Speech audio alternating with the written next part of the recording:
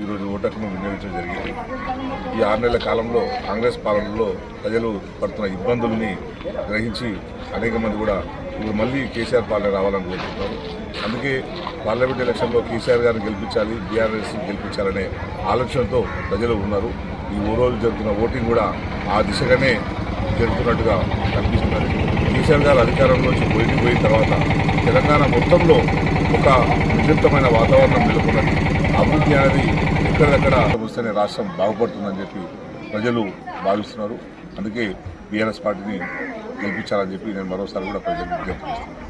Parliament voter మాస్టర్లందరికీ కూడా నమస్కారం తెలియజేస్తూ ప్రతి ఒక్కరు కూడా మీ అమూల్యమైన ఓటు వినియోగించుకొని అభివృద్ధిలో పాల్గొనాలని చెప్పి ప్రతి ఒక్క ఓటర్కి విజ్ఞప్తి చేస్తున్నాను.